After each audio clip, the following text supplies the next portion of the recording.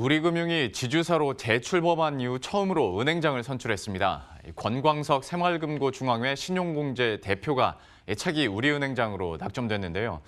이번 우리은행장 인선은 금리연계 파생 결합펀드 사태로 인한 감독당국의 중징계라는 특수한 상황 속에서 이루어져서 금융계에 관심이 또 크기도 했습니다. 허인영 기자와 함께 이번 은행장 임명 과정의 관전 포인트들 함께 짚어보도록 하겠습니다. 먼저 이번에 선출된 은행장이 어떤 인물인지부터 한번 설명을 해주시죠. 네, 말씀해 주신 것처럼 권광석 새마을금고중앙회 신용공제 대표가 차기 우리은행장, 그러니까 제52대 우리은행장의 후보로 추천이 됐습니다. 권 행장 후보는 1963년생으로 1988년 우리은행에 입행해서 IB그룹 겸 대외협력단 집행부행장을 역임했고 이후에 이제 우리 PE 대표이사를 거쳐서 현재 이제 새마을금고중앙회 신용공제 대표이사로 재임 중입니다. 우리금융 임추인은 권 후보가 이제 과거에 우리금융지주에서 전략과 인사 그리고 주요 업무를 두루 수행했고 은행과 투자은행 업무, 해외 IR 경험을 바탕으로 이제 좀 글로벌 전략을 좀 잘 추진할 수 있는 적임자라고 판단을 했습니다. 최종 후보 선정을 위한 면접에서 권 후보는 고객 중심 경영을 통한 고객 신뢰 회복 그리고 내실 경영, 위험 가중자산 관리 및 신규 사업 기회 발굴을 통한 경영 효율화 이걸 과제를 제시했습니다. 예. 물론 이제 지주가 재출범하고 나서 처음으로 이제 선출된 은행장이다 보니까 관심도 있었지만 우리금융지주가 지금 겪고 있는 어떤 상황 이것 때문에 또 관심이 많이 있었잖아요. 맞습니다. 거의 태풍의 눈에 있다고 볼 수 있는 은행인데 예. 이 금리 연계 파생결합펀드 사태 중징계로 손태승 회장, 우리금융 손태승 회장의 연임이 규정상 불가능해졌습니다. 그래서 현재 우리금융의 최대 현안이 이 회장의 거취가 어떻게 될 것인가이기도 한데 손 회장이 연임을 하기 위해서는 이 금감원 징계를 피하기 위한 행정소송이 불가피합니다. 그래서 결국 이제 금융감독원과의 갈등이 시작된 상황에서 우리은행장 인선이 이제 과연 제대로 진행될까? 요걸 두고 관심이 많은데 예. 일정을 보시면은 원래 1월 28일 날 숏리스트 후보, 그러니까 3명을 선정을 하고 나서 31일에 최종 행장을 선정을 하려고 했는데 30일 하루 전날 금감원에서 DLF 사태 중징계를 결정을 해버렸습니다.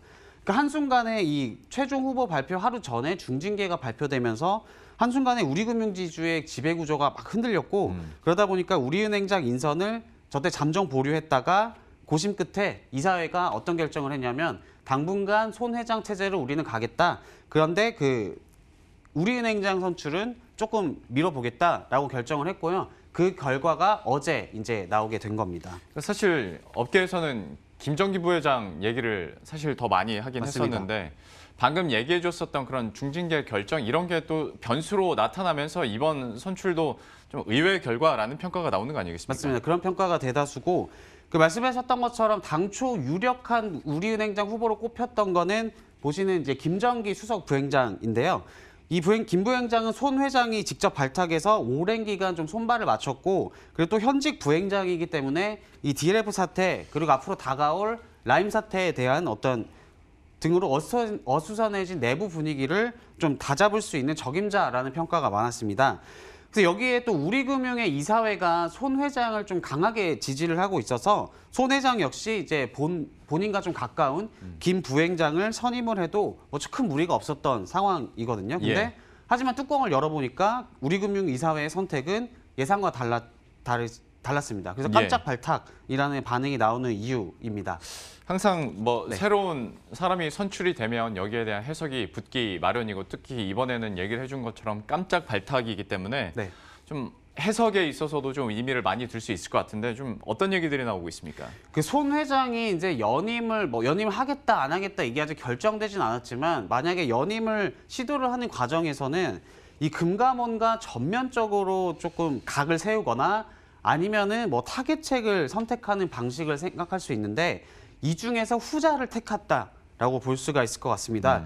만약에 이 손 회장이 자신과 손발을 맞출 파트너로 김정기 부행장을 낙점을 했다면 앞으로 격해질 금융감독원과의 마찰을 정면 돌파하겠다라는 그런 의지를 내비쳤다는 분석이 아마 나왔을 거예요. 예. 그래서 손태승 회장 그리고 김정기 은행장 체제였다면 더 이상 관치에 휩싸이지 않겠다. 이런 메시지를 주는 것이어서 좀 금감원과의 관계에도 좀 큰 영향이 있었을 가능성이 있습니다. 네. 하지만 예상과 달리 권 후보를 선정하면서 좀 금융당국과의 관계를 고려한 인선 아니냐, 좀 이런 해석이 나오고 있고요.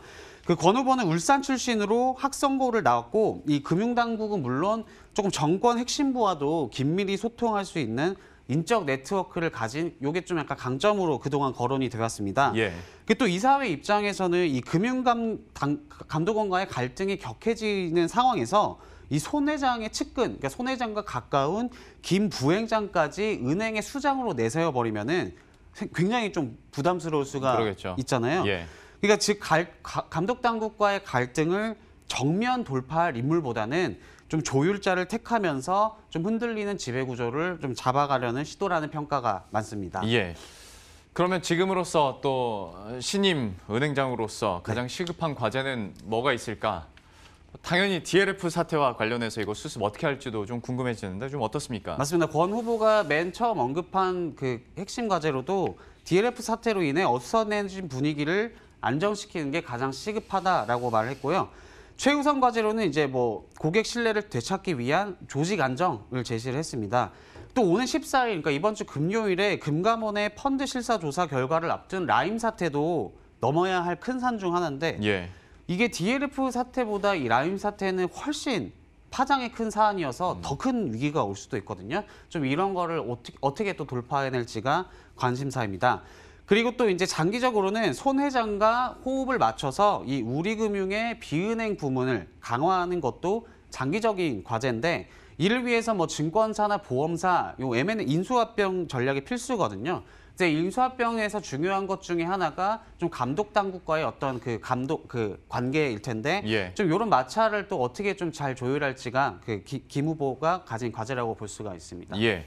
마지막으로 한 가지만 더 보도록 하겠습니다. 네. 뭐 금융권 전체 얘기가 될 수도 있을 것 같은데 이번에 권 후보가 60년대생이죠. 63년생, 네 맞습니다. 예. 그러면 이제 4대 시중은행의 은행장들이 다 세대 교체가 됐다고 봐도 되겠네요. 맞습니다. 이 전체로 넓혀져 보면은 4대, 그러니까 그 신한은행, 하나은행, KB국민은행, 우리은행장 이 4명의 시중은행 후보가 모두 1960년대생으로 세대 교체가 됐다라는 의미도 있습니다. 예. 그래서 허인 국민은행장과 진옥동 신한은행장은 1961년생, 그리고 지성규 하나은행장은 1963년생으로 이제 새로운 우리은행장 내정자와 동갑이고요. 그 시중은행 말고 국책은행도 기업은행 윤종원 행장, 그리고 특수은행인 농협은행 이대훈 행장도 모두 1960년대생이라는 특징 은행장이 좀 그 은행을 이끌고 있습니다. 예. 그래서 이들은 좀 앞선 세대보다 금융과 디지털 접목에 대한 이해가 높고 또 국내 시장이 좀 정체된 상황에서 뭐 글로벌 진출로 이 위기를 돌파해야 한다라는 그 과제를 안고 있는 세대로 볼 수가 있습니다. 예. 지금까지 허윤영 기자와 함께했습니다. 잘 들었습니다. 감사합니다.